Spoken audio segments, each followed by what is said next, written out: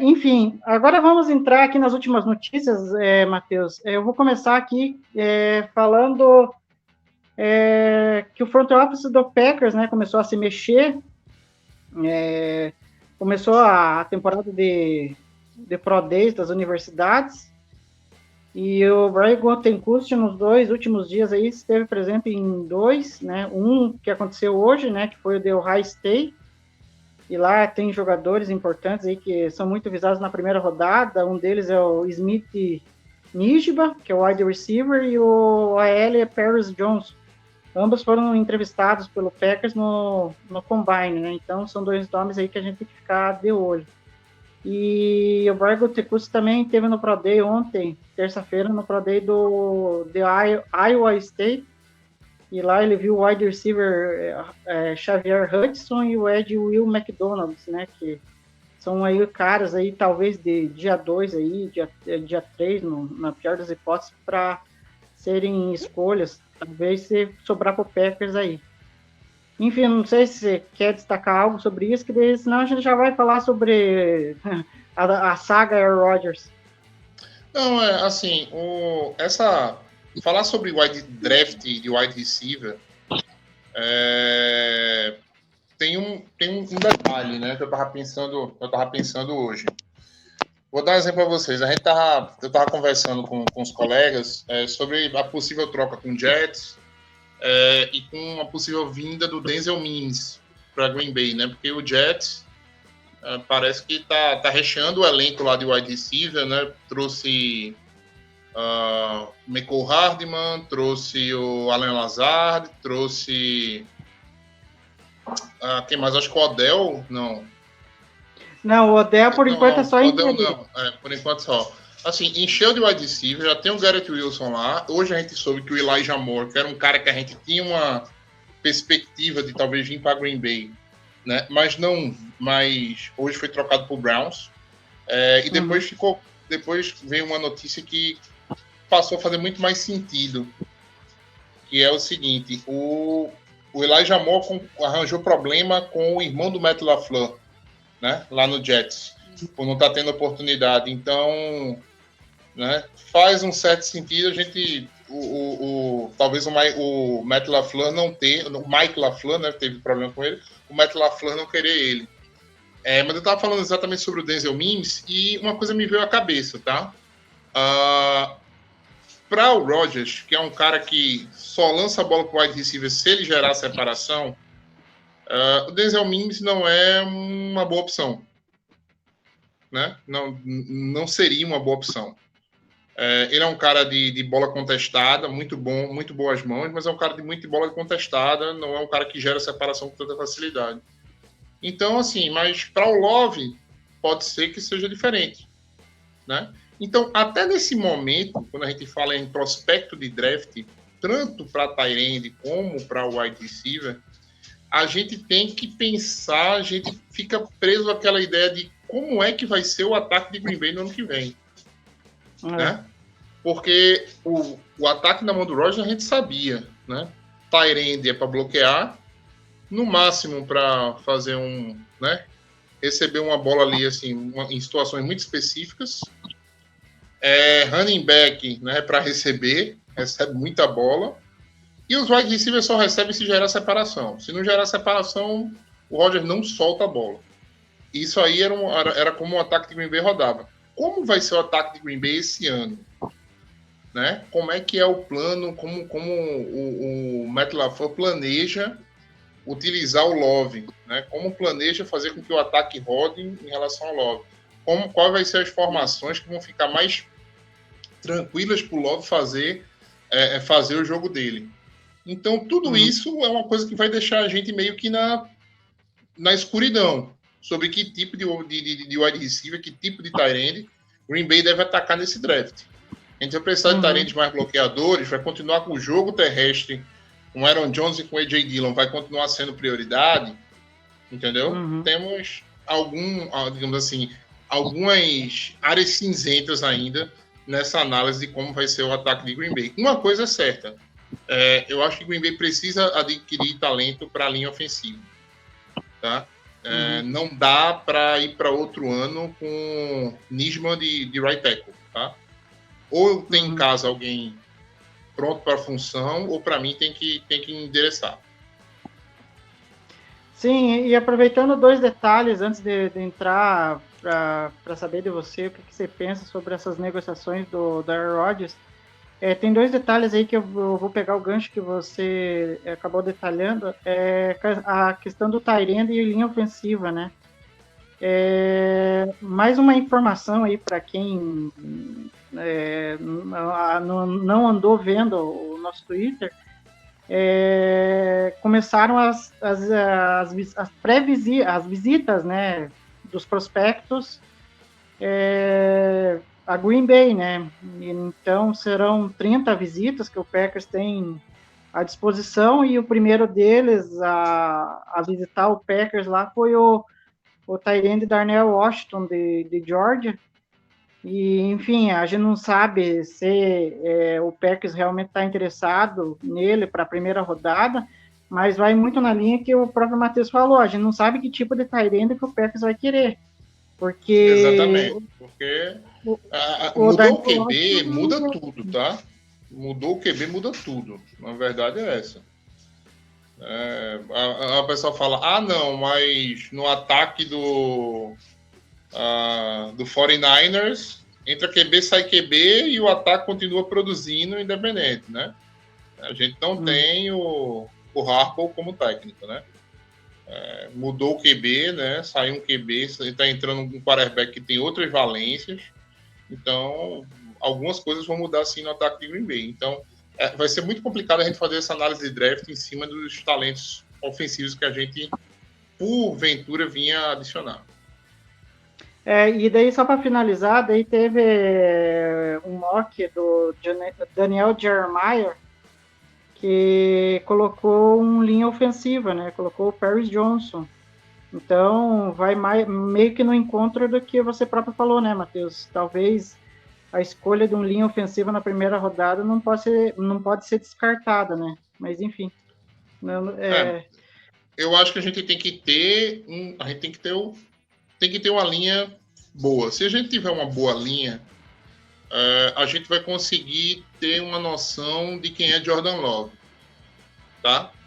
Existem quarterbacks na NFL que a gente só veio descobrir alguma coisa sobre ele depois de muito tempo deles apanharem né, e eles subirem de produção, né? Vou dar um exemplo, por exemplo, agora o Trevor Lawrence. Ele, pela primeira vez, teve uma linha ofensiva minimamente decente, né? Em 3 anos de liga? Não, acho que é o segundo ano, né? O primeiro ano foi bem complicado. Então, assim, a gente precisa de uma linha ofensiva. O quarterback é novo, entendeu? Então, vamos ver como é que vai ser, como é que vai desenrolar. Bom, a gente agora passou por essas opiniões de draft aqui, né? E as notícias envolvendo prospectos aí. Agora a gente vai falar mais especificamente sobre os rumores, né? Nessa negociação da troca do Aaron Rodgers. E rumores é o que não falta, né? Tem rumores de tudo quanto é lado. E aí eu destaquei 2 aqui, que daí eu quero ver com o Matheus, ver a opinião dele sobre isso. A primeira delas, o Tom Pelissero trouxe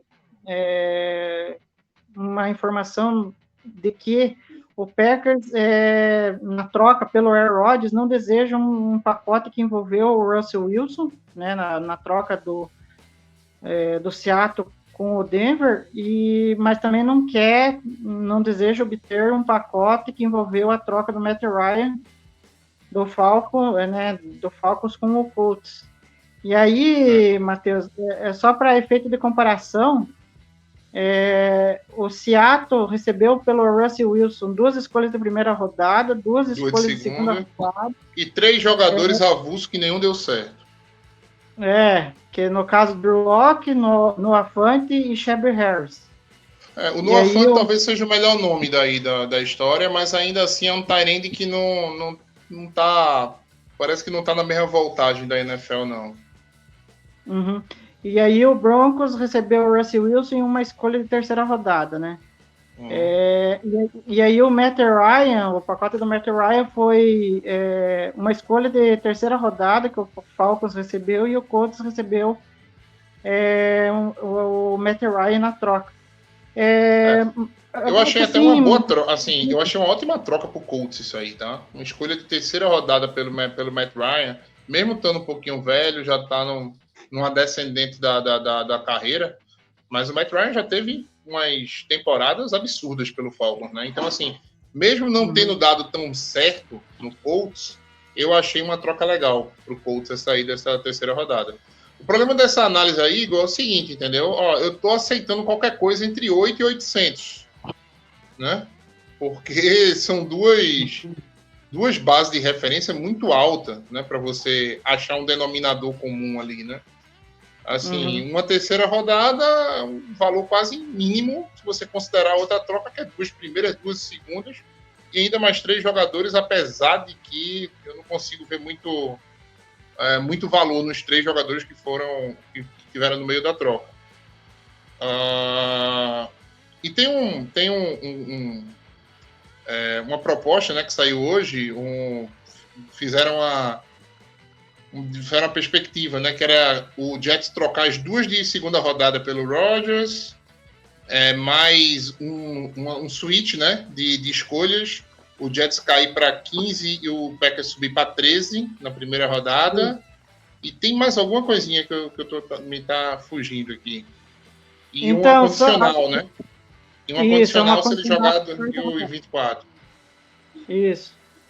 Que daí ela pode virar uma escolha de segunda rodada se o Rodgers jogar em 24, né? Foi o Matt Reynoldson que sugeriu esse pacote de troca, né? Uma vez que, como a gente disse aqui até no começo, o Elijah Moore foi trocado com o Browns, né? E eu estava vendo, só para passar aí para o Matheus concluir, eles fizeram lá a simulação das duas escolhas que o Jets pegou agora, né, nessa troca aí, a do próprio Jets e a do Browns agora, as duas escolhas de segunda rodada. Aí eles têm a base de cálculos lá. Base de cálculo, deu 950 a pontuação, que é o equivalente a uma escolha de 17ª, não é isso? Isso. E ainda que eu acho que ainda depende, eu acho que de cálculo de cada um, sabe? Porque eu estava até vendo um outro que faz um cálculo que seria a 19ª escolha, algo assim, mas não foge muito disso, sabe? Enfim, aí. Não foge muito, não. Quando você quer o jogador, você acaba pagando um pouquinho mais, né? O Christian Watson foi um caso, né? Green Bay pagou muito acima da tabela para subir para pique do Vikings. Tanto que na época a troca só saiu na segunda rodada, que houve. Ele tinha oferecido na primeira e o Vikings declinou. Acabou deixando na segunda rodada. Ruim pra gente que a gente não pode usar quarto ano com ele, né? Não pode, quarto não, quinto ano, não pode usar a cláusula de quinto ano.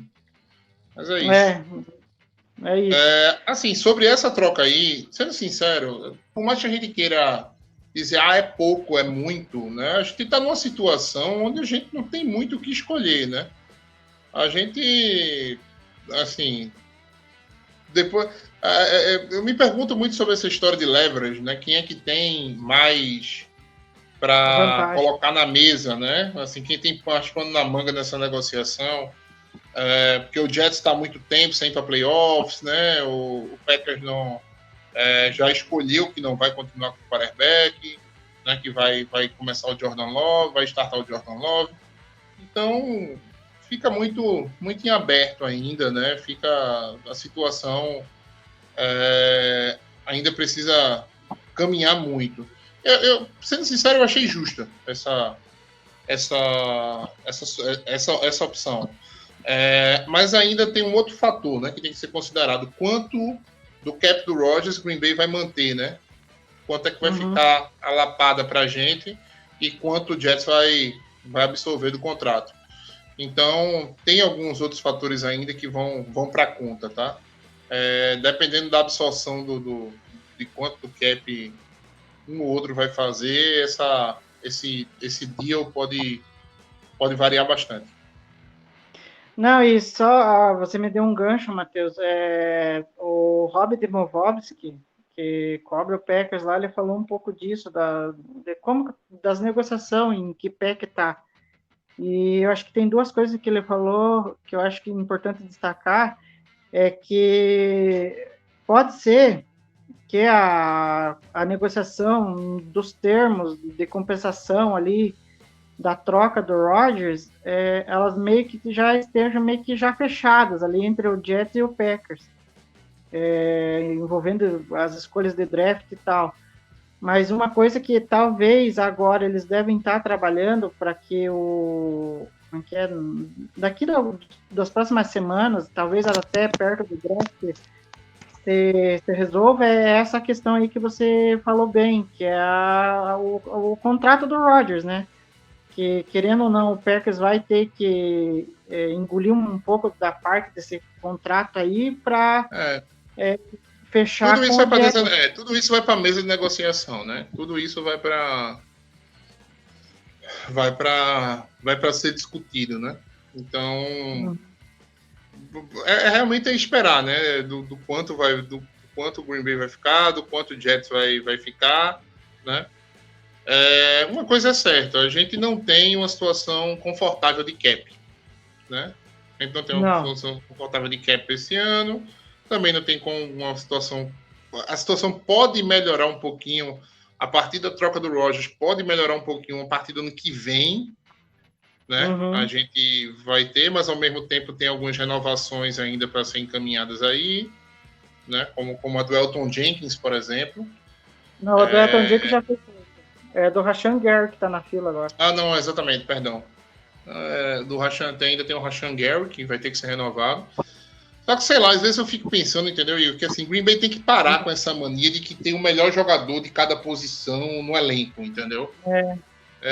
Bicho, o sentimento que dá é que parece que a gente precisa renovar com todo mundo muito caro, porque ele é um top 5 da posição. Exatamente. Não, o Bakhtiari é um dos 5 melhores da posição. Pá, maior contrato. O Kenny Clark é um dos 5 melhores da posição. Pá, maior contrato. Davante Adams, maior contrato, né? Acabou não dando por conta da troca. Entendeu? Mas assim, aí Elton Jenkins, a melhor da posição, vai um contrato grande para um jogador do interior de linha, né? Então, assim, fica nesse sentimento, tá ligado? De tipo, parece que a gente tem todos esses jogadores mesmo. Todos esses caras são os melhores da sua posição, são top 5 da sua posição, né? Negócio. Será que não tem como eu refazer, né, uma unidade, né, sem um cara, né, que me carregue o cap da unidade todinha? Enfim, são algumas coisas que de vez em quando eu me pego pensando em relação ao elenco de Green Bay. Não, e você me deu um detalhe, assim, que eu posso até criar um pouco de polêmica com a galera, mas é uma coisa assim que eu penso, e eu já até deixei frisado em algumas outras livecasts, que eu não teria renovado com o Rodgers, sabe? Eu acho que é uma coisa assim que, enfim, eu acho que esse contrato foi, acho que, uma das coisas mais mal feitas pelo Packers. Eu acho que, apesar que o retrospecto do Packers em fazer contratos ruins, que diga Nick Perry há tempos atrás. Então, vale um pouquinho da avaliação, né, Igor? Assim, o Rodgers só voltaria a jogar se tivesse essa renovação, entendeu? Então, tipo, essa é a informação que a gente não tem, né? O Green Bay fez... Realmente, o grande erro talvez tenha sido esse contrato monstruoso do Rodgers, né? Mas, ao mesmo tempo, como é que tu vai chegar pro torcedor e vai dizer, olha, não vou, né? A gente não vai dar, é melhor que ele aposente e a gente ter um contrato como esse, né?